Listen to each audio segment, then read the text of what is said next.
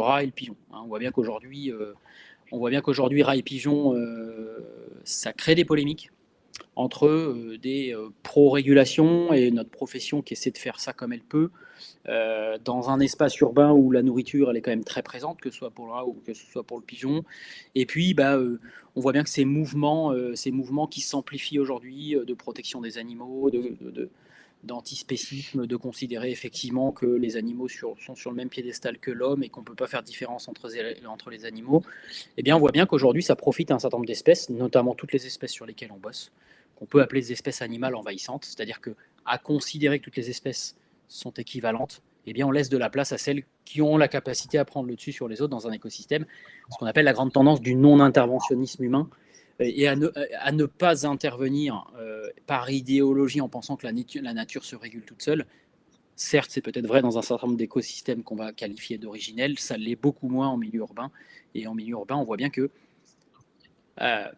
au bout du bout, et ça c'est ce que je vais vous présenter ensuite, au bout du bout, l'homme doit intervenir parce que c'est la seule espèce qui a peut-être déréglé l'écosystème par le fait d'avoir urbanisé, mais également la seule espèce qui puisse réguler et intervenir sur ces espèces pour, d'une part, éviter qu'elles aient un impact sur la santé humaine, et d'autre part, éviter qu'elles prennent toute la place. On sait qu'on est sur des espèces, que ce soit le pigeon, la punaise des lits, le frelon asiatique, on est sur des espèces qu'on appelle plastiques, donc des espèces qui sont capables de s'adapter à des environnements très diversifiés, pour peu qu'il y ait de la nourriture, et pour peu qu'elles puissent se reproduire.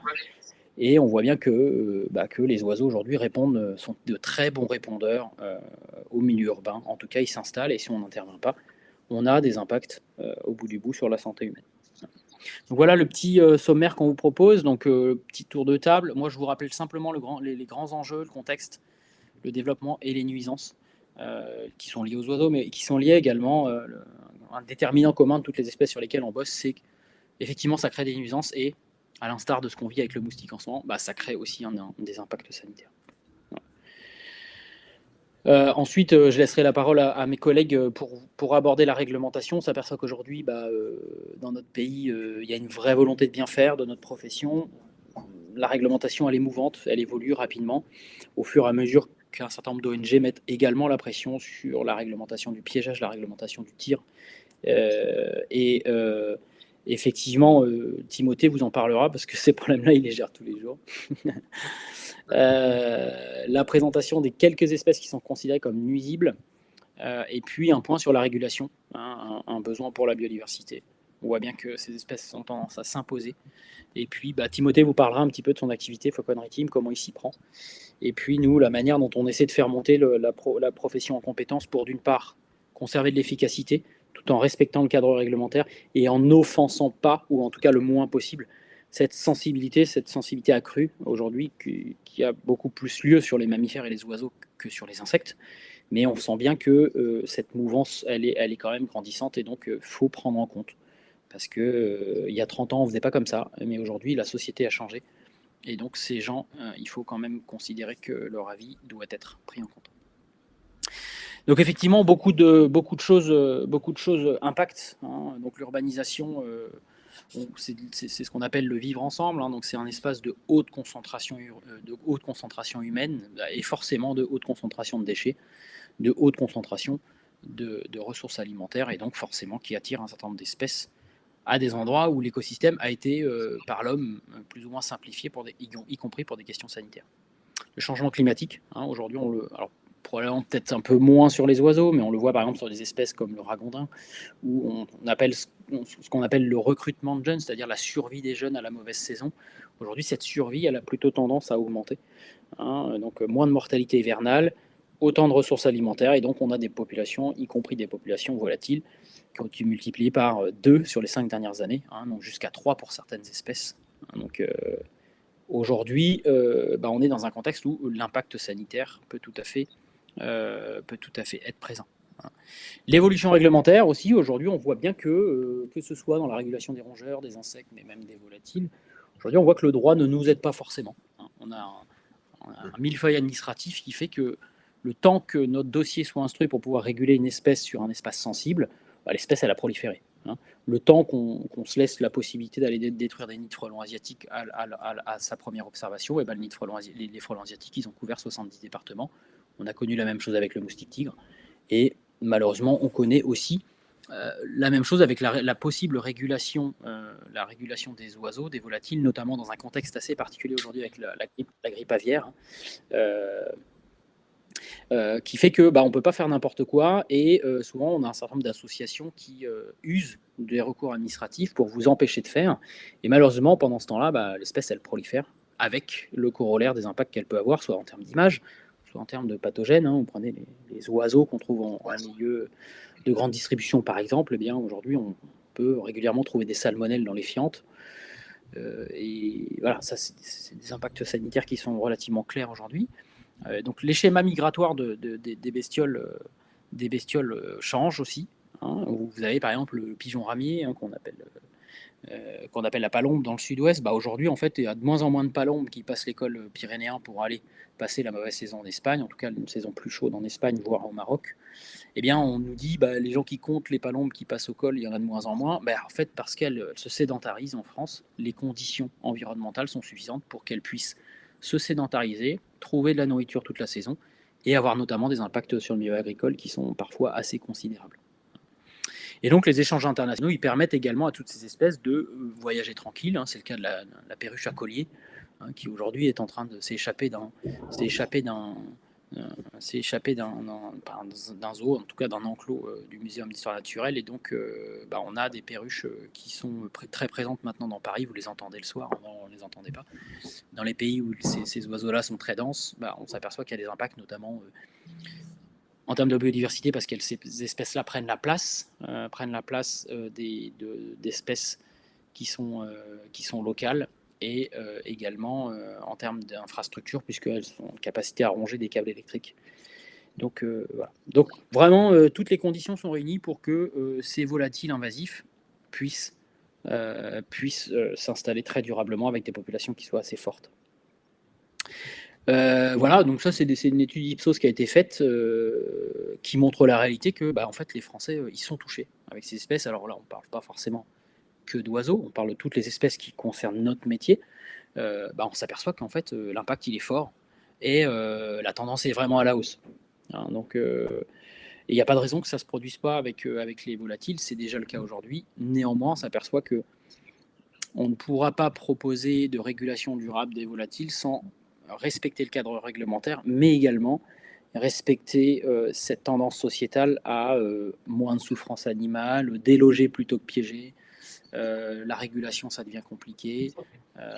Donc, même si techniquement c'est faisable, on s'aperçoit que l'acceptabilité sociétale de ce qu'on peut proposer aux gens et puis, je dirais, l'éthique qu'il y a autour de ça sont des points importants si on veut que notre profession puisse être à pied d'œuvre dans la régulation des volatiles.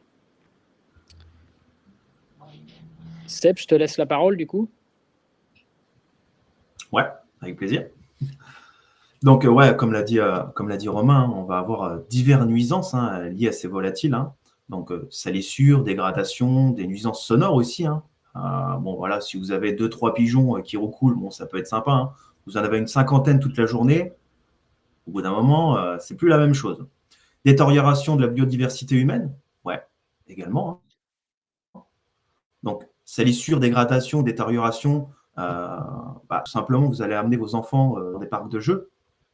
Il y a des fientes, il y a un risque potentiel, vraiment. Donc, des vrais enjeux, des risques sanitaires et une gêne pour les activités humaines.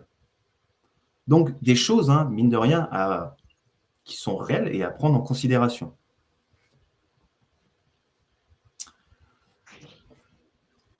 Donc, comme je vous l'ai dit, et comme l'a dit Romain aussi, ils vont être porteurs de pathogènes.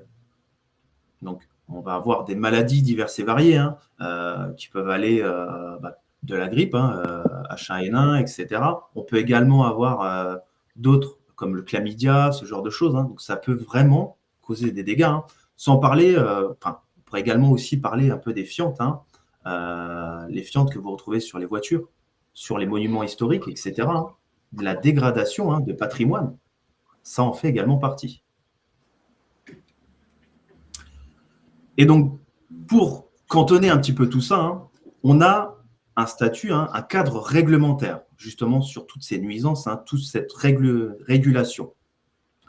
On a, parmi toutes ces espèces volatiles, hein, des espèces qu'on appelle ésodes, espèces susceptibles d'occasionner des dégâts. Donc ça, hein, bien entendu, dans ces ésodes-là, hein, on ne peut pas faire n'importe quoi. Je prends l'exemple du corbeau freux ou d'autres encore espèces. Hein. Ça n'a rien à voir avec le pigeon, par exemple. Okay. Par rapport à ça, hein, on a des vraies règles. Donc, par exemple, hein, le code rural, le code des collectivités territoriales, hein, le RSD, le règlement sanitaire départemental, et aussi, hein, qui peuvent directement nous affecter chez nos clients, des normes, que ce soit AIB, BRC, etc. Donc, pour en parler un petit peu plus, comment dire, un peu plus précisément, hein, par exemple, le code rural. Le code rural, là, on parle de destruction de pigeons domestiques. Hein, donc là, on ne parle pas de pigeons voyageurs, qu'on soit bien clair. Hein. Ça va être autorisé dans des conditions que va nous disposer le code rural. Donc, notamment, hein, quand on va avoir des méfaits ou des dégâts qui vont être causés hein, par ce type de volatile, hein, donc sur les propriétés hein, qui vont causer des dommages. Donc là, on va pouvoir mener des actions, par exemple du tir. Ouais. Dans certains cas, des tirs, hein, mais uniquement au moment des méfaits. Donc, vous voyez, il y a vraiment des petites précisions. Hein. Il faut savoir qu'il y a énormément de textes de loi hein, par rapport à ça. Hein. Donc, il faut vraiment faire très attention. Qu'est-ce qu'on aurait également? Le RSD. Le RSD, hein, donc la gestion des pigeons de ville. Donc, le pigeon bisé, mais là, on parle également d'un animal féral, hein, parce qu'il existe le pigeon bisé à l'état sauvage et le pigeon qu'on connaît tous, hein, le pigeon des villes, le pigeon des clochers. Donc, c'est bien deux choses distinctes. Lui, hein, ça va être soumis au RSD aussi, hein, où le maire a, comment dire, autorité à agir dessus. Donc, parce que le maire hein, doit veiller à la salubrité publique hein, de sa commune, etc. Hein, donc, il va pouvoir mettre en place ou demander des actions. Notamment, hein, mettre en place les lois, interdire le jet de nourriture, ce genre de choses. Parce que oui, hein, dans certains endroits, hein, ou même plus principalement sur le territoire, hein, on a des articles qui interdisent le jet de nourriture à ces animaux. Parce que le fait de nourrir, je ne sais pas, il y a la petite mamie qui va dans le parc, hein, qui nourrit ses pigeons. Hein. Là, c'est une source de nourriture. Elle va dans un parc de jeux pour nourrir. Elle se pose sur un banc, elle donne de la nourriture à ses animaux, à ses pigeons, hein, par exemple. Les pigeons, bon, ils vont attendre, hein, attendre que la vieille dame vienne. Et donc, du coup, bon, ils vont salir tout ce qu'il va y avoir autour. Donc, les aires de jeu des enfants, etc. Donc, il y a un réel intérêt à ces règles-là, à ces lois-là, à ce règlement. On a également divers arrêtés, hein, quand je vous parlais des ésodes, qui vont venir protéger aussi, hein, parce qu'on ne peut pas faire n'importe quoi, comme je vous l'ai dit, avec n'importe quel volatile. Hein. Certains, c'est par période qu'on va pouvoir agir dessus, hein, ou dans certains cas, mais encore une fois, c'est bien spécifique. Parfois, on peut avoir une incidence au niveau des œufs, ou alors au niveau de la protection, ne pas dénaturer, on va dire, leur lieu de nidification, ne pas les gêner pendant la reproduction. Voilà, il y a vraiment énormément de choses à comprendre là-dessus. Hein. Le RSD, la réglementation, par rapport à ça, il y a aussi une réglementation sur les espèces protégées, comme par exemple le goéland argenté, le moineau domestique. Donc ça, on a des espèces qui vont être protégées ou, comme son nom l'indique, hein, protégées, on ne va pas pouvoir avoir d'action dessus. Mais ça n'empêche pas que ces volatiles nous causent des nuisances. Donc des nuisances diverses et variées, comme j'ai expliqué juste avant. Hein. Mais dans ce cas-là, que faire hein on va soumettre, hein, on va demander des dérogations.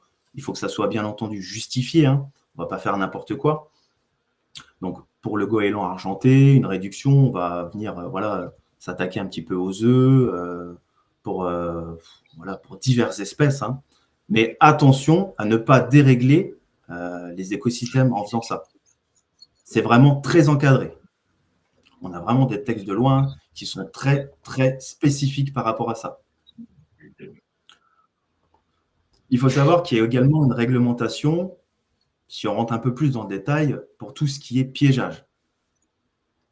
Donc là, au niveau des ésodes, c'est vraiment des piégeages spécifiques avec des certifications, piégeurs agréés, etc. On ne fait pas n'importe quoi.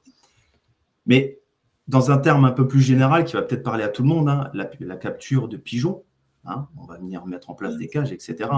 Ça, c'est pareil. Il y a plusieurs contextes. Quand on va être dans un contexte de protection de lieux publics, on va devoir demander une autorisation à la mairie, etc. Et dans certains cas, on peut même vous demander un agrément piégeur. Ouais, dans certains cas, ouais. En lieu privé, ce n'est pas encore la même chose. C'est un peu plus différent. Il y a des petites choses à respecter. Mais principalement, c'est de s'assurer de la bonne, de la non-maltraitance de ces animaux. Parce que oui, on est là peut-être pour réguler, mais on n'est pas là pour faire souffrir. Donc, pour vous donner un détail, quand on va mettre en place un système de capture, on va avoir un passage, par exemple, hebdomadaire. Ouais, de préférence. Donc, vous voyez, il y a vraiment beaucoup de choses comme le transport d'animaux vivants, c'est réglementé aussi, énormément réglementé. On a une dérogation à la base, mais donc par exemple, vous n'avez pas besoin de remplir les formulaires qui vont être dédiés à ce type de transport si vous n'allez pas au-delà de 65 km, ou si vous ne dépassez pas les 8 heures. Si vous dépassez ça, alors oui, vous allez devoir renseigner un formulaire, etc. En règle générale, si vous ne respectez pas cette réglementation, vous allez encourir des sanctions pénales qui peuvent être assez lourdes. On parle de 150 € maximum et ça peut aller même jusqu'à 3 ans d'emprisonnement. Ouais. C'est quand même assez lourd. Donc, renseignez-vous, n'ayez pas peur de poser des questions, etc. Ou alors de faire le certi volatile, tout simplement. On aborde vraiment ce point réglementaire. Là, voilà, j'ai survolé, je vous ai expliqué 2-3 points assez importants. Mais c'est vraiment très, très, très complexe, toute cette réglementation liée au volatile. Donc, faites attention. Renseignez-vous avant.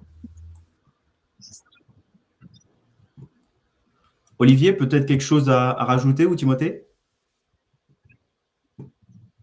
Non, de mon côté, tu as expliqué à peu près la complexité qui diffère en fait à la fois une des espèces, mais tu l'as bien dit, deux du département en fonction du RSD. Et sur l'espèce protégée, je rajouterai le numéro du CERFA qui est le 13616 et que le délai d'intervention pour une espèce protégée par rapport à la demande client jusqu'à l'exécution, c'est très long. Il faut compter entre 6 mois et 1 an pour les espèces protégées. Pour le goéland argenté, l'instruction demande l'intervention d'écologues. Les écologues, ce sont des experts qui vont aller démontrer les mesures compensatoires et l'impact sur la faune, la flore par rapport à la perturbation intentionnelle où tu as parlé des œufs, de la stérilisation des œufs. Donc, sur les espèces protégées, on ne peut intervenir qu'après obtention de la DREAL ou de la DDT du CERFA signé et en ayant fait intervenir un écologue. Donc, la gestion des nuisances aviaires sur de l'espèce protégée, c'est très lourd, très, très, très, très, très lourd. Non, je voulais juste rajouter, effectivement, ces points réglementaires sont importants parce qu'en cas de contrôle ou de dénonciation, voilà, il y a quand même des associations qui sont un petit peu virulentes, donc il faut être plutôt dans les clous quand on fait du piégeage, etc. Donc, il faut être armé pour être. Timothée il a quelques histoires à nous raconter, mais voilà, il faut être vraiment bien encadré, parce qu'en cas de contrôle, ça peut quand même être assez onéreux. Et on peut finir devant les tribunaux assez facilement. Je pense que tu peux me le confirmer, Timothée. Voilà, donc, oui, il n'y a pas de secret, pas de secret avec ça. Il n'y a pas de secret. Ça m'est arrivé pour rendre service à un grand compte.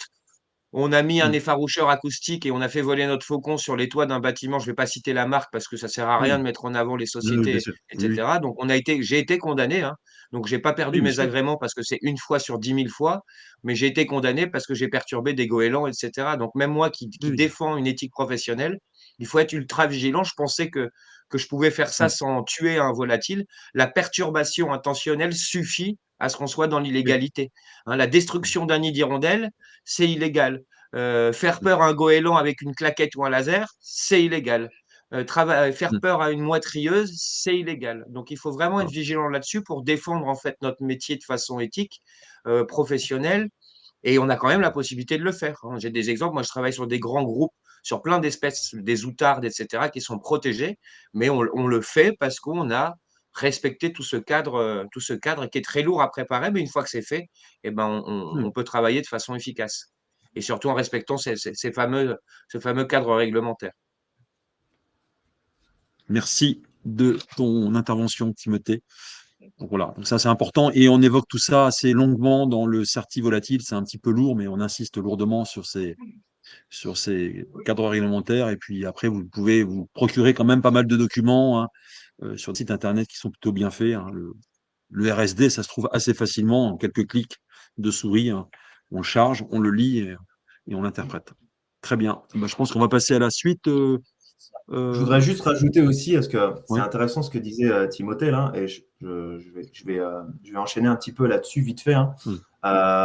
Quand on parle de tout ce qui va être normes, AIB, etc., BRC, j'en passe, c'est des meilleurs, hein.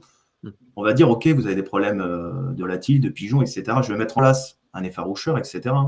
Notez bien ce qu'a dit Timothée, hein, le souci qu'il avait eu. Faites attention à l'environnement du site que vous allez protéger. Parce que peut-être en même temps, vous allez déranger une espèce protégée, hein.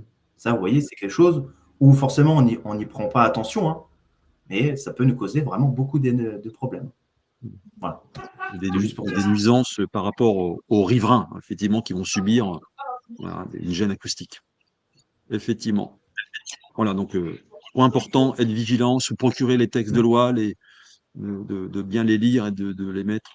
Ce qu'on vous conseille, c'est de les imprimer, hein, de vous faire un book avec tous les textes réglementaires, hein, avoir tout sous la main en cas de contrôle.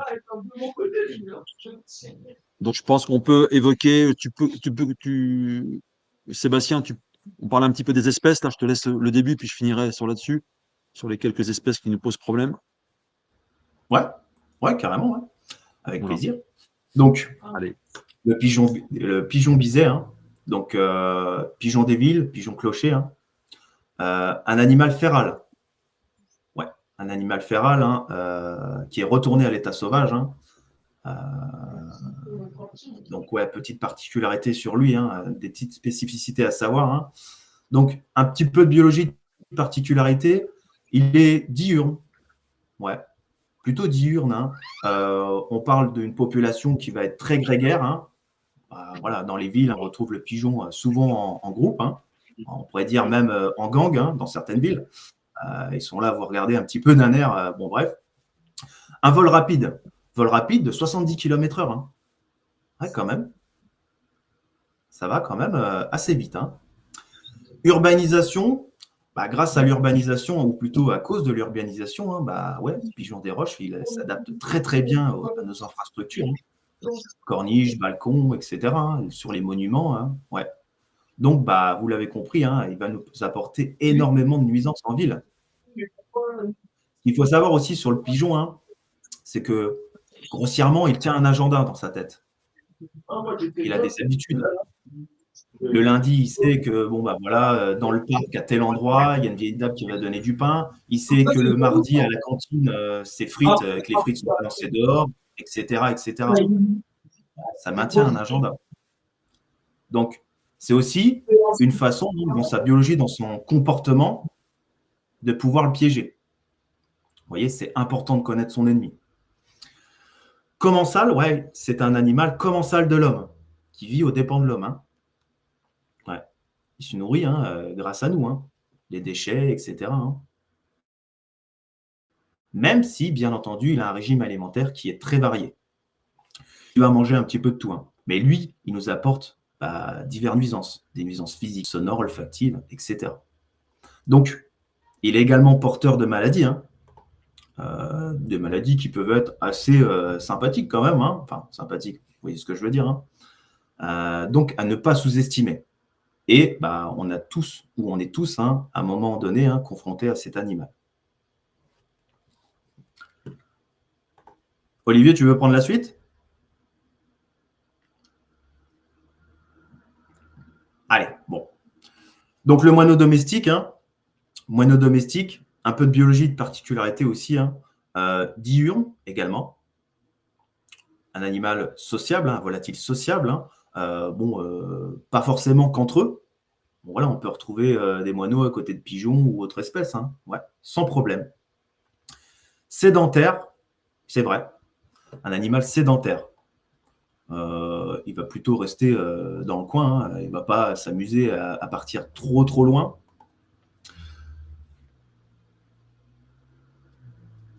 Régime alimentaire plutôt granivore, ouais. Granivore, même s'il peut se nourrir de petits insectes, etc., il a quand même une préférence. Et c'est une espèce protégée en France. Et comme je vous l'ai dit, c'est pas parce qu'une espèce est protégée qu'elle ne peut pas nous apporter de nuisance.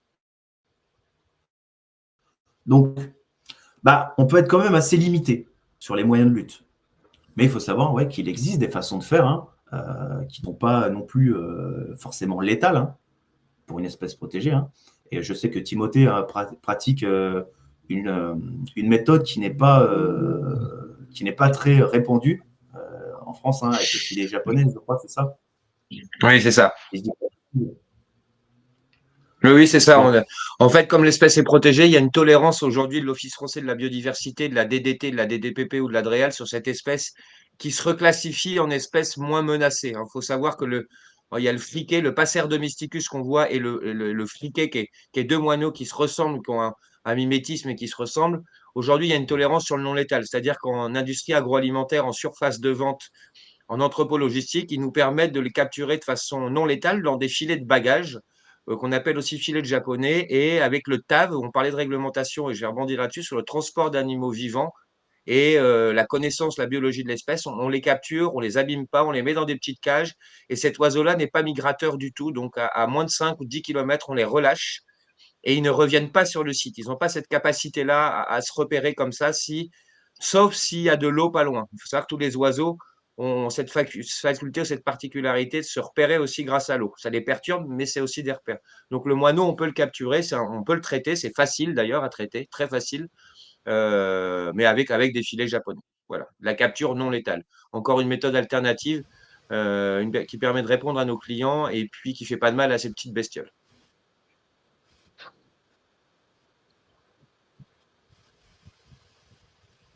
On va parler un petit peu du corbeau-freux, qui nous pose quelques problèmes, donc qui est un ésode, donc espèce susceptible d'occasionner des dégâts. Donc je crois qu'il y a un petit changement sur les ésodes. J'ai vu quelques articles la semaine dernière sur certaines espèces qui étaient considérées comme ésodes et qui ne le sont plus. Bon, bref, voilà. Donc c'est une vraie nuisance dans le monde de l'agriculture.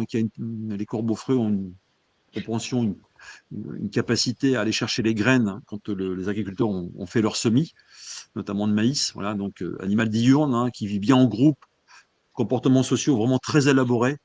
Donc, c'est des animaux assez intéressants à observer, donc avec un régime alimentaire assez éclectique.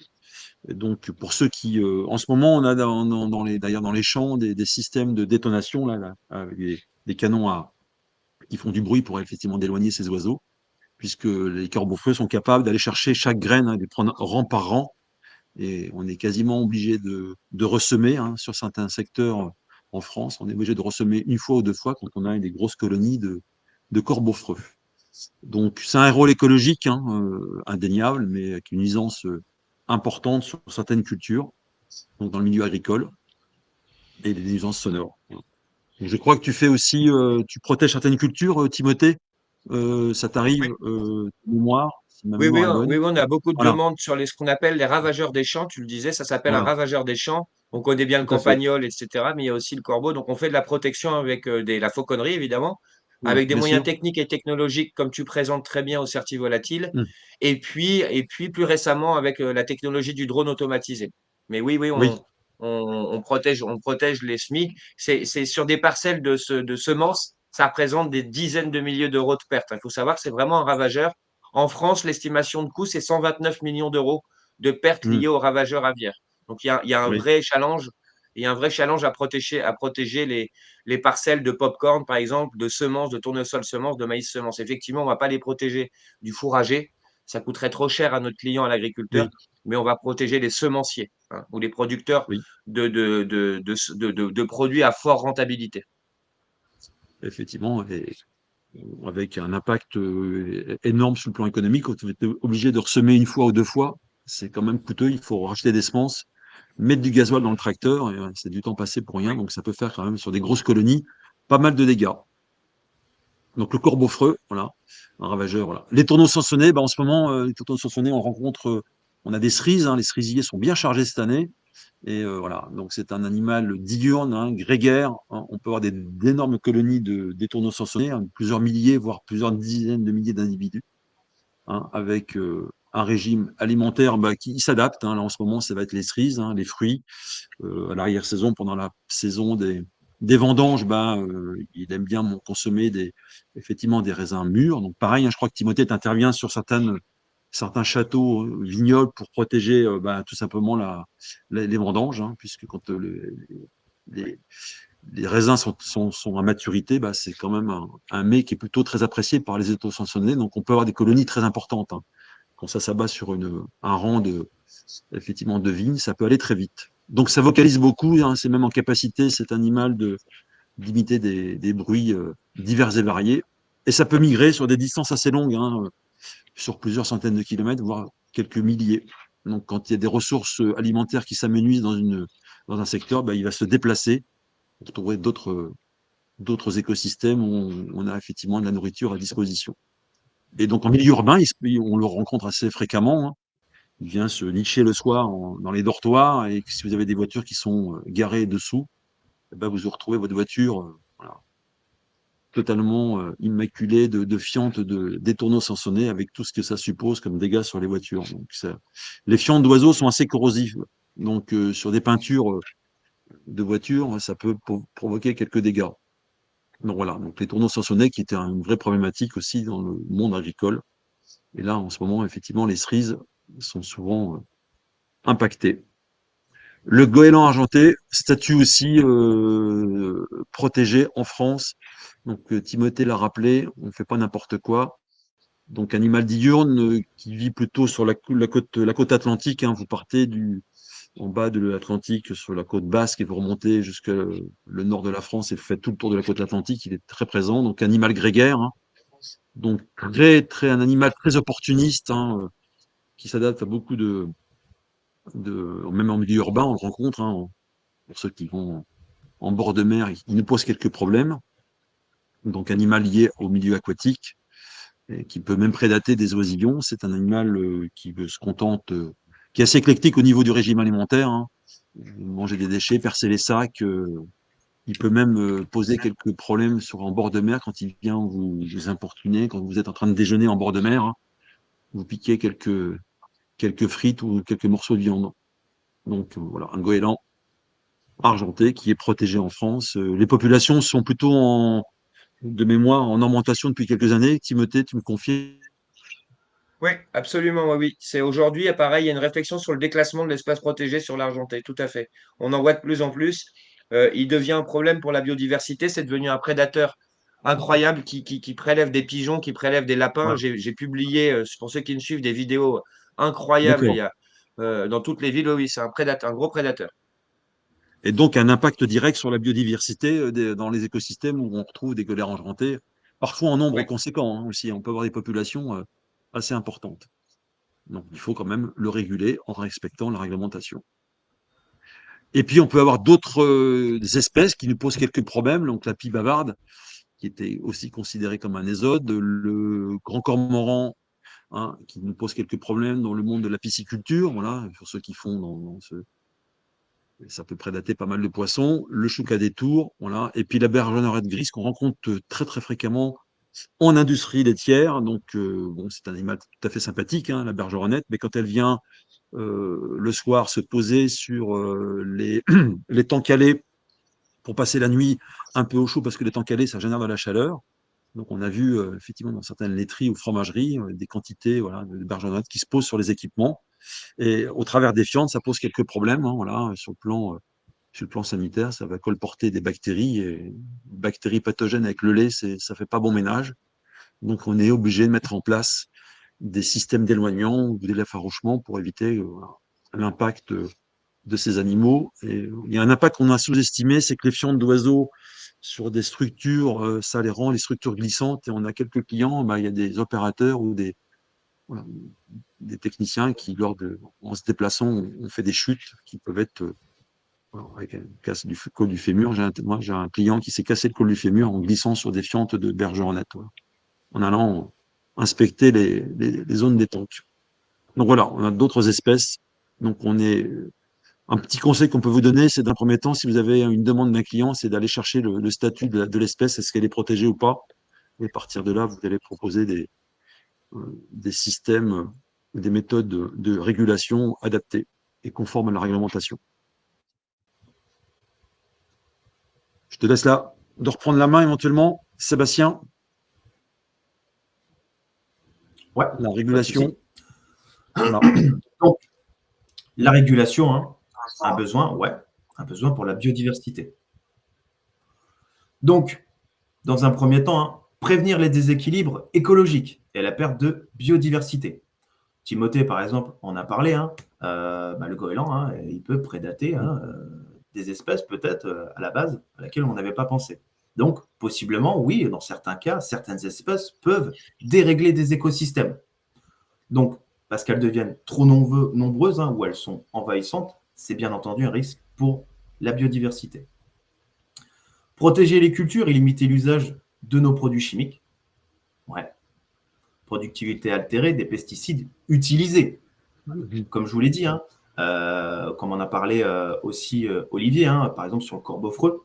Le corbeau-freux, oui, il adore les graines en germination, mais il peut également attaquer des champs de melons, des champs de melons entiers. Donc, oui, forcément, on a une perte économique, il faut que ça devienne rentable, il faut qu'on reproduise, etc. Donc, on va utiliser des pesticides pour améliorer le rendement, etc. Ouais, ça peut être une des causes. Préserver les activités humaines et la sécurité, également super important. Divers dégâts aux bâtiments, notamment également des dégâts en agriculture, aquaculture, sans parler des zoonoses, donc des maladies qui sont transmissibles à l'homme. Donc tout ça, oui. Des nuisances pour la biodiversité, donc un besoin de régulation, un réel besoin, mais en respectant bien entendu la réglementation.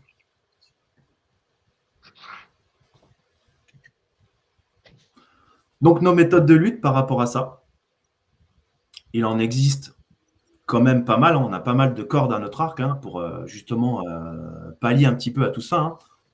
Les cages pour la capture, la pose de filet, mais attention, un filet ça ne se pose pas n'importe comment, bien entendu, dans n'importe quelle situation. La pose de pique, ouais. Donc la pose de pique et la pose de filet, on n'est ni plus ni moins que sur de la lutte non létale, bien entendu. On a également le fil tendu pour des endroits, par exemple, quand on parle de protection d'un monument, on ne va pas mettre n'importe quel type de dispositif. N'importe quel type ne va pas être autorisé par les bâtiments de France. Donc oui, on va essayer de mettre quelque chose de discret, mais d'efficace. Et attention, parce que toutes les méthodes de lutte que je peux vous citer là ne sont pas adaptées à toutes les circonstances. On va avoir des méthodes de lutte adaptées à des infestations élevées, de moyennes infestations ou encore de faibles infestations. Donc, il y a également le bird free, tout ce qui est système électrique et bien entendu d'autres. Est-ce que tu voudrais rajouter quelque chose, Olivier ou Timothée ? Oui, alors, les méthodes de lutte, elles sont diverses et variées. Effectivement, on a un panel assez large quand même. La boîte à outils, elle est assez conséquente.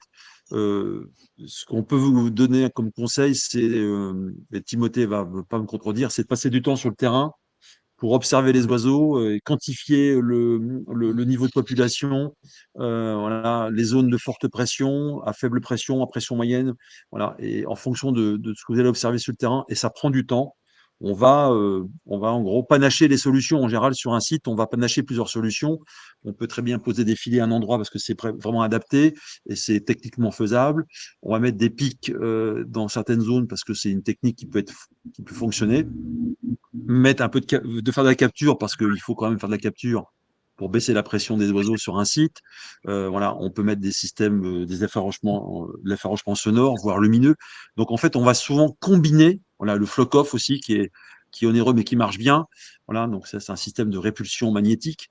Voilà, il y a plein de systèmes. Et en fait, sur des sites, hein, quand on fait des études, on va mixer, on va panacher ces solutions en fonction de la pression, en fonction de la typologie des bâtiments. Donc, et d'ailleurs, ça fait souvent d'ailleurs des devis assez conséquents. Mais ce qu'on peut conseiller, c'est de passer du temps pour observer les oiseaux, hein, et de trouver des solutions. Donc, c'est pas une étude sur Google Earth en quelques secondes, hein. Ça prend du temps. Il faut vous rendre sur le terrain, faire des bons relevés, parce que quand on pose des pièges, quand on pose des filets, quand on pose des pics, voilà, c'est quand même c'est de la main d'œuvre. Il y a voilà, il faut calculer comment dire, de faire des relevés métrés, précis, pour avoir un devis assez précis. Donc ça prend du temps, mais c'est très intéressant. Voilà, ce que je pourrais conseiller, c'est un conseil, c'est l'observation et panacher les solutions. Et pour aller un peu plus loin dans ce que disait aussi Olivier, hein, pour compléter, hein, pourquoi c'est aussi très important d'aller sur site. Des fois, on vous parle d'une problématique de pigeon, mais il y a peut-être une autre espèce qui est là aussi et qui, elle, est protégée. S'il y a une espèce qui est protégée aussi sur site, hein, vous allez peut-être être en accord avec la réglementation.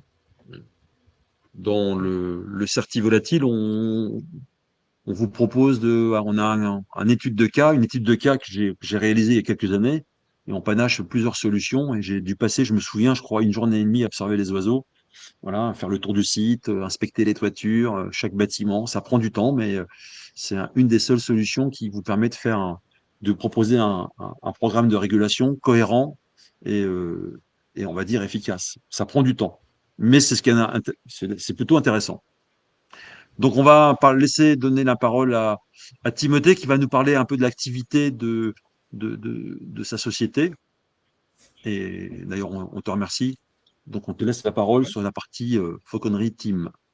À toi, Timothée. Merci.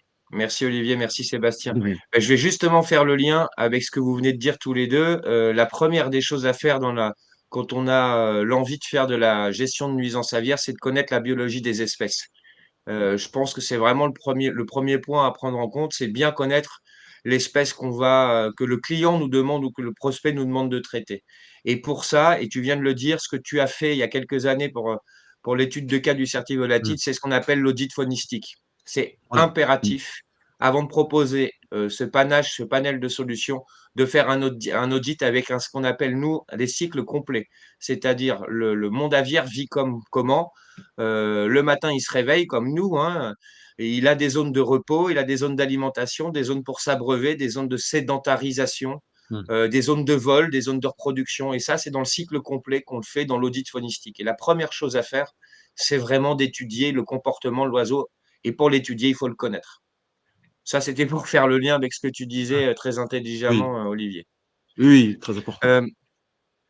Donc oui, nous, Fauconnerie Team, ce qu'on propose, alors on fait de la gestion curative, hein, c'est un gros mot aujourd'hui, curatif, et Romain n'est pas là, tu n'es plus là, mais le mot curatif, on se fait attaquer sur ce mot-là, curatif, parce que curatif, ça veut dire tuer, ça veut dire éliminer. Donc nous, on a pris le choix en termes de communication de travailler sur la prédation naturelle ou ce qu'on appelle la bioprédation, c'est-à-dire l'intégration de prédateurs contre des ravageurs, qui est ni plus ni moins le concept de la coccinelle contre les pucerons qu'on connaît tous, mais qui peut aller beaucoup plus loin, qui peut aller sur l'intégration d'un prédateur naturel contre des ravageurs aviaires. Donc, le ravageur aviaire, on parle souvent du pigeon, mais on a évoqué là, avec Olivier et Sébastien pas mal d'espèces différentes. Donc, c'est faire revenir en fait des rapaces, très clairement, parce qu'aujourd'hui, le prédateur d'un oiseau, c'est essentiellement le rapace, bien qu'on ait quelques mammifères comme le renard ou d'autres espèces prédatrices. Mais généralement, c'est le rapace. Donc, nous, on a fait le choix de travailler en termes de communication sur la prédation naturelle. Mais évidemment, pour avoir des résultats en fonction de l'espèce qu'on doit traiter, eh ben, il faut faire du curatif. Le curatif, ça passe par une bonne gestion, une bonne notion de la mise en place d'une cage de capture dans le respect du cadre réglementaire. C'est ce qu'on a dit tout à l'heure. Dans le respect de la perturbation du trouble à l'ordre public. C'est-à-dire qu'aujourd'hui, et croyez-moi, c'est toutes les semaines où je me bats avec des mairies ou avec la PAS et plein d'associations pour défendre mon métier qui est d'utilité publique, notre métier à tous. On doit être reconnu d'utilité publique. Ben aujourd'hui, on doit faire attention à la façon de travailler dans le cadre réglementaire et surtout pour ne pas troubler les gens. C'est-à-dire que la façon dont vous posez une solution de capture, que ce soit une volière, une cage, 8 entrées, double entrée, peu importe les méthodologies qu'on a aujourd'hui, tout à l'heure, tu en parlais Olivier, on a un panel, une boîte à outils qui est très large. La façon dont on pose la solution de capture, elle doit être réfléchie à ce qu'il n'y ait plus de vis-à-vis aujourd'hui, à ce que ça ne perturbe pas en fait un des collaborateurs du site pharmaceutique qui serait un militant écologiste, etc. Donc c'est à bien à prendre en compte. Donc avant de vous parler du détail de ce qu'on propose et des solutions et des conseils que je vais vous donner, la première chose, c'est un, la réglementation, deux, le trouble à l'ordre public. Une fois qu'on a ces deux éléments-là, on peut réfléchir à travailler. Bien qu'en amont, il faut des agréments. Tout à l'heure, on en a parlé. Il faut énormément d'agréments. Un agrément de piégeur, un permis de chasse, un transport d'animaux vivants, un contrat d'équarrissage, et j'en passe, et j'en passe, et une veille constante sur le site des gouvernements, de nos préfectures, sur l'évolution des espèces, la classification des espèces, et le RSD qui est différent de département en département. Voilà pour remettre un peu une synthèse de tout ce qu'a dit Olivier et Sébastien, sans rentrer dans la biologie des espèces. Moi, je vais vous expliquer comment on travaille. C'est pas compliqué. On fait pas que de la fauconnerie. Je vous l'ai dit, c'est clair, c'est très honnête. Comment est-ce qu'on travaille? On identifie la demande de notre client, donc c'est-à-dire, parlons là du pigeon. On va se rendre sur site sur un audit. On va faire un audit faunistique de la présence enfin, essayer de dénombrer le nombre de volatiles qui est présent. Est-ce que c'est des volatiles qui viennent s'alimenter? Est-ce que c'est des volatiles qui viennent se reposer? Ou est-ce que c'est des volatiles qui se reproduisent? Est-ce qu'ils sont là parce qu'on a une attraction alimentaire? Est-ce qu'ils sont là parce qu'on a un structurel propice à la sédentarisation? Ou tout simplement parce que c'est un point haut et que le monde aviaire dominant son environnement, il vient se poser. Donc, on fait toujours un audit faunistique et dans cet audit faunistique, on va les déterminer s'il n'y a pas de perturbation intentionnelle d'espèces protégées. Tout à l'heure, l'a dit aussi intelligemment Sébastien, on traite une espèce, mais peut-être qu'il va y avoir un faucon cresserelle, une chouette effraie ou toute autre espèce qui sont protégées. Et il faut que nos actions elles soient réfléchies, coordonnées en fonction de la réglementation et de non-perturbation d'espèces protégées. Parce que là, on s'encourt à un risque. Donc, une fois que l'audit faunistique il est fait, et bon, on peut mettre notre plan d'action. Et ça, le plan d'action, vous le retrouverez, je l'espère pour ceux qui ne l'ont pas, dans le certi volatile. On a vraiment des plans d'action. Olivier a construit vraiment une chronologie en fait de comment on doit travailler. Donc, on construit un plan d'action avec un nombre de passages, une implantation, où est-ce qu'on implante nos solutions, d'abord curatives, et la façon de travailler avec toujours ce fameux cadre réglementaire de l'euthanasie. On parle beaucoup d'euthanasie dans nos métiers. Il faut que la mise à mort aujourd'hui, dans la gestion des espèces invasives, même si on fait du non létal chez nos clients, et ça c'est aujourd'hui important, mis à part le tir sanitaire, mais quand on fait du non létal, il y a quand même ce concept d'euthanasie qu'il faut absolument maîtriser, parce que la souffrance animale, tout à l'heure le disait Romain, la souffrance animale aujourd'hui c'est devenu un gros mot. Un mot sensible, et on est tous attaqués, sur ce point-là. Donc la façon d'euthanasier les pigeons, elle est primordiale. Aujourd'hui, l'utilisation des caissons à gaz, à CO2, c'est à proscrire. Il y a bien d'autres méthodes aujourd'hui. Voilà. Donc voilà, il y a cet audit faunistique, et puis dans cet audit faunistique, eh ben, on construit notre plan curatif. Voilà comment moi je travaille. Et puis après, on a des plans préventifs. Tout à l'heure, tu en parlais des filets, Sébastien. Une fois qu'on a traité l'individu, l'action curative, on met en place une action d'assainissement, c'est-à-dire qu'on va nettoyer, enlever les nids, nettoyer le sol, et après on fait du préventif. On a souvent tendance à vouloir poser un filet avant de traiter l'individu. C'est une erreur dans le monde aviaire, c'est une grossière erreur qu'on répond à nos clients. Mais dans le monde aviaire, dans la gestion des nuisances aviaires, il y a une chronologie à respecter qui est 1, action curative, 2, action d'assainissement, 3, action préventive, et 4, action de sensibilisation et de médiation.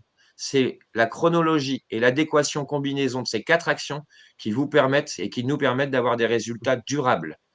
Je dis bien durables, que ce soit en intérieur ou en extérieur. C'est ce qu'on appelle les dépollutions pour l'action curative, l'assainissement pour l'enlèvement des nids, la pose de filets, de pics, de fil tendu ou que sais-je pour l'action de prévention, et de fermer les portes et de donner du conseil. Et dans la sensibilisation, c'est apporter des solutions de discours à nos clients en disant, en sensibilisant, en leur expliquant qu'il faut bien fermer une porte. Ça paraît du bon sens, mais c'est la base. Vérifier l'anti-intrusion par le passage d'un drone thermique, par exemple. Avoir un plan de maîtrise sanitation, c'est-à-dire le nettoyage assez adapté, mais ça, on doit rabâcher à nos prospects ou à nos clients donc faire de la sensibilisation. Et après, chez Fauconnerie Team et d'autres maintenant, je suis très content d'avoir inspiré depuis longtemps d'autres sociétés. On propose aussi maintenant un programme qu'on a développé avec Romain et avec EasyPest qui s'appelle La nature dans la structure, où on implante des nichoirs, des habitats artificiels. Donc, on construit pour refaire venir la prédation naturelle. Et on est en plein de naissances. On a eu plein de naissances cette année dans le programme La nature dans la structure, c'est-à-dire qu'on va mettre des nichoirs à faucons, des nichoirs à chouettes, une fois qu'on a dépollué. Hein. Ça n'enlève pas du tout notre travail, votre travail à vous de gestion de nuisances aviaires. Mais une fois que c'est fait, on va rentrer dans un programme qui est un peu RSE, qui est un peu alternatif, qui plaît bien à nos clients. C'est l'introduction en fait d'habitats artificiels pour favoriser la sédentarisation des rapaces naturels. Et on a un taux d'occupation de 66% d'occupation de nos nichoirs, donc c'est quelque chose qui marche très, très, très, très bien. Et c'est super d'avoir sur le site de nos clients des petits rapaces qui vont faire le job, hein, qui vont aller prélever jusqu'à 3 ou 4 000 micro-mammifères par an pour une famille de chouettes et jusqu'à 1 500 à 2 000 pour une famille de faucons cresserelles. Donc ça fonctionne plutôt bien. Plutôt bien.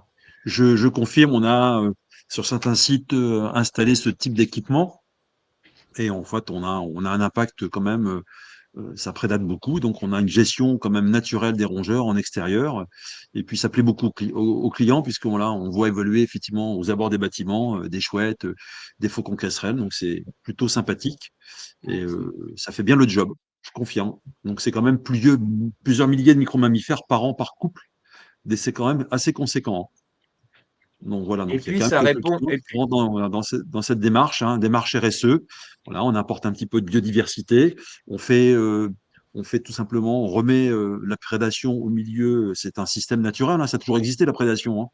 Et, et de voir évoluer ces oiseaux, c'est plutôt sympathique. Donc on est aussi, je crois que tu as mis des perchoirs, des nichoirs, donc avec des taux d'occupation importants. On peut faire de la oui. communication auprès de vos clients, on peut mettre des petites caméras pour suivre un petit peu les nichés. Donc, on peut faire plein de trucs au niveau pédagogique, ça peut être très intéressant. Oui, Oui, c'est également les des chenilles, ateliers. là, Oui, ouais, des ateliers oui, de oui, c'est des sensibilisation. ateliers. Ça marche. C'est ça aussi. Ouais, ça marche Ça bien. marche pour les mésanges, absolument. Les nichoirs à mésanges, il Oui, faut oui. savoir que ça fonctionne très, très, très bien aussi. Ça ne marche pas que pour les pigeons ou l'espèce Oui, invasive aviaire, hein. Ça marche absolument. non. La prédation naturelle ou bioprédation fonctionne pour absolument Oui. tout type d'espèces envahissantes ou causant des dégâts. Oui. Et ça, Ouais. c'est une tendance qui va arriver, qui va être obligatoire dans la boîte à outils parce qu'aujourd'hui, la réglementation en extérieur, vous le savez tous mieux que moi. Moi, je ne suis pas expert des produits chimiques. Mais aujourd'hui, la tendance veut qu'en extérieur, on ait des restrictions fortes. Les choses sont en train de changer. Et ça, EasyPest, ils sont bien à même de vous expliquer comment ça fonctionne. Donc, de toute façon, il faudra aller proposer ça à nos clients. Et ça va plus loin que la démarche RSE parce qu'aujourd'hui, l'Europe va nous imposer en extérieur de ne plus rien utiliser. Donc, c'est maintenant qu'il faut qu'on se mette à ce programme La nature dans la structure et qui va plus loin. Hein. EasyGreen propose la pollinisation avec des abeilles. Certains mettent des nichoirs à mésanges. Nous, on met des nichoirs à chauves-souris, etc. Enfin, ça Ouais, peut aller très, très, très, hmm, très loin. hmm. Oui, on peut installer pas mal de systèmes. C'est pas très onéreux. Ouais, on ramène un petit peu de biodiversité. C'est un mot biodiversité qui est un peu galvaudé, mais on a tous ce mot à la bouche. Mais là, c'est du concret. On apporte vraiment. Voilà, on ramène des espèces qui étaient un petit peu absentes et puis de mémoire, hein, quand même, un couple qui s'installe sur un site hein, est là pour quelques années. Hein, en plus, c'est quand même quelque chose Oui. d'assez durable. Hein. Oui, oui, au Euh, même titre que le monde aviaire en général, le monde aviaire a tendance à revenir là où il est né. Et chez un faucon, les chiffres qu'aujourd'hui on a, parce que c'est suivi par le Muséum d'histoire naturelle, bon, nous on va un peu plus loin dans la démarche, c'est-à-dire qu'on travaille avec une association de protection des oiseaux dans mon département où mon siège et ma fauconnerie est installée. Ça va vraiment loin, c'est-à-dire qu'on s'est rendu compte que pendant 7 années, on avait les couples qui revenaient. Donc pendant 7 ans, on a un allié naturel de la oui. gestion des nuisances aviaires. Donc c'est pas un coût marketing, quoi. Alors, Mm. ça fait du marketing parce que vous proposez à votre client un service qui est incroyable. Un, vous avez proposé vos solutions curatives, préventives et de sensibilisation, donc vous avez fait du business. Et deux, vous lui apportez quelque chose d'alternatif. Donc, votre donneur d'ordre, il va forcément briller auprès de sa direction. Vous, vous êtes satisfait parce que vous avez fait un bon travail en respectant la chronologie. Et en plus, vous apportez quelque chose de merveilleux, c'est-à-dire un retour à la nature. Donc, en fait, c'est hyper gagnant-gagnant à la fois matériellement, et puis aussi, sans philanthropie aucune, mais aussi personnellement, parce qu'on y laisse une trace qui est quand même assez sympathique, quoi. Et ça nous donne un peu une autre image de notre métier. puisque voilà, Voilà. on revient, voilà, ça change un petit peu la donne. Bon, bah, très bien. Donc, il y a effectivement pas mal de questions dans le chat. Donc, bah, on a monté avec, on l'a monté conjointement avec Timothée, hein, le certi volatile. Donc, on essaye, donc, sur une journée, c'est assez dense, hein, de vous apporter un tas de compétences. Donc, là, on évoque, il y a une partie sur la biologie, naturellement, et de bien comprendre ces espèces, comment elles fonctionnent, leur comportement, hein, et puis d'être en capacité de proposer des solutions techniques éprouvées. Voilà, et de bien aussi, on fait un focus sur la réglementation, on insiste. Et d'ailleurs, on est en train de rénover ce module parce qu'on va étoffer de nouveau un petit peu la partie réglementation, hein. On va devoir un peu renforcer un petit peu la formation. Et puis, on étudie aussi un cas pratique. On vous fait travailler pendant un petit quart d'heure, 20 minutes. Et puis, on a aussi un petit cadencier qu'on vous propose parce que les relevés maîtrisés, c'est bien, mais on vous donne quelques outils pour bien faire vos devis, les bons relevés maîtrisés et d'avoir les devis les plus, euh, les plus précis possibles. Parce que si on peut se tromper aussi, hein, si on n'est pas rigoureux dans la démarche, ça peut vite chiffrer.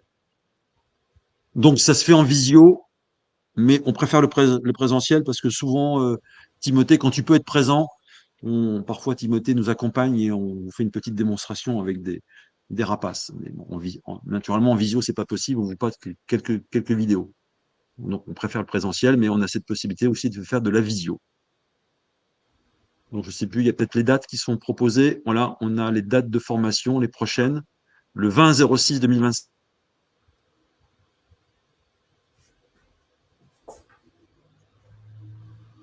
Ah, Olivier, tu as figé, je pense. Olivier, tu frises. Donc, les dates de formation, hein, je vais reprendre. Hein. Le 20-06-2025, il a encore temps de s'inscrire. Hein. Donc, en visio, bien entendu. Hein. Le 5-09 également. Hein. Et le 20-11. Donc, ça, hein, c'est les dates pour cette année hein, qui restent. Hein. En visio. Donc, n'hésitez pas à aller sur le site easypes.com pour vous inscrire. Hein. Et sachez que, comme l'a dit Olivier, hein, c'est possible également en présentiel. Ouais. Donc, en plus, si on a la chance d'avoir Timothée de dispo en même temps, hein, donc ça peut être une très belle expérience. Avec plaisir. Bon, Olivier, non, toujours pas. OK. Donc, en conclusion, hein, la gestion des volatiles en ville, un enjeu majeur hein, pour nous. Ouais. Donc, avec tout ce qu'on vous a expliqué avant. Hein.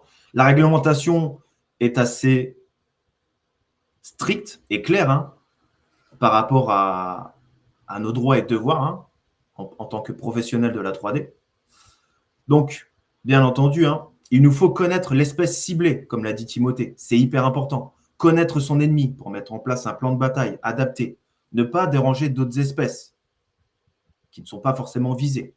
Donc, adapter notre lutte. Une boîte à outils, comme Olivier l'a aussi évoqué, hein, on a un large panel de possibilités. À nous de les adapter à la situation. De plus en plus de demandes, ouais, comme vous l'a expliqué Romain au tout début, hein, on en a de plus en plus. On a de plus en plus de pigeons, de volatiles, hein, comme je reviens un petit peu sur le goéland argenté, hein, il a une espérance de vie de 20 à 30 ans. Ouais, quand même. Hein. Donc, ouais, il y en a de plus en plus. Et parce que aussi, il y a de plus en plus d'urbanisation. Attention au statut des espèces, hein, comme l'a dit Timothée très justement, renseignez-vous avant. C'est les priorités. Hein. Les enjeux sanitaires sont très clairs avec tout ce qu'on vous a expliqué. Hein. Et la formation, c'est un outil qui va vous permettre de vous adapter à ces nuisances, à ces nuisibles. Donc, n'hésitez pas. Pas de souci, Olivier. Oui, j'ai eu un petit souci. Ouais, oui, ça a déconnecté. J'ai perdu la connexion Internet. C'est des choses qui arrivent. Donc, je suis revenu. Ouais, ça arrive. OK. Bah, tu peux finir. Ouais, non, tu es en train de conclure, j'imagine, hein, Sébastien. Voilà. Ouais, bah là, j'avais parlé, c'est bon, j'avais fini la conclusion. D'accord. Tu avais peut-être des choses à rajouter par rapport à tout ça? Non, parfait. Moi, je pense qu'on a fait un petit peu le tour. On a essayé de brosser un petit peu les contraintes de la gestion des volatiles qui nous posent problème. Donc, c'est à la fois compliqué, mais c'est très intéressant. Comme l'a dit Timothée, on peut apporter de nouvelles solutions qui plaît beaucoup. Donc la bioprédation en fait partie, mais pas que. On a quand même une boîte à outils qui est quand même assez étoffée. Donc il y a de quoi faire. Je peux juste rajouter, en tant qu'entrepreneur, pour les entrepreneurs qui sont là, je peux juste rajouter que c'est un business qui est en plein développement et la formation, on s'est battu pour la construire avec le groupe Easy, avec Olivier. Elle est quand même assez complète et elle vous donne, tout à l'heure, il parlait d'ennemis, Sébastien, donc je vais parler d'armes. Ça vous donne des armes vraiment pour répondre à vos clients et vraiment de faire vraiment de faire des affaires, quoi. C'est un peu ça. Il faut vivre. Romain l'a dit, il faut vivre de notre métier, hein. On est tous des passionnés, moi le premier, mais il faut d'abord vivre de notre métier. Et aujourd'hui, le business de la bière, il est en plein développement. Il ne faut pas passer à côté. Il faut bien s'armer de la réglementation et le certi volatile, il est fait pour ça. Moi, j'ai toujours plaisir à voir des gens qui nous revoient avec Olivier quelques années après ou quelques mois après, qui nous disent waouh, c'est super, on a développé du business, etc. Et puis, c'est hyper enrichissant de regarder. On a l'habitude de regarder par terre quand on traite des rats ou des punaises.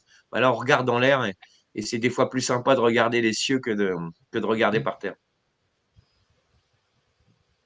Bah, écoute, merci de ta conclusion, Timothée. Donc, Romain nous a quittés, il a fait l'introduction. Là, il est 18h35. S'il n'y a pas d'autres questions, on va s'arrêter là. Bon, on vous souhaite une bonne fin de soirée pour tous. Merci d'être présents. Et puis, je crois que le prochain webinaire a lieu de mémoire la semaine prochaine. J'ai plus les dates en tête, mais voilà, c'est sur le thème des 2 IV. Voilà. Alors, il y a quelqu'un qui veut l'échanger. On va prendre ton. Il y a Marie-Laure, on va essayer de prendre ton numéro de téléphone, on va te contacter. Eh ben, écoutez, merci à tout le monde. Je vous souhaite à tous et à toutes une bonne fin de journée. Et puis, bah, on vous dit à très bientôt. Merci à tous. Bonne Salut. soirée Merci à à tout le tous. monde. Timothée, merci Sébastien, à bientôt. Merci Sébastien, Bonne merci soirée, merci Olivier. Olivier, merci Timothée. Bonne soirée à Bonne tous.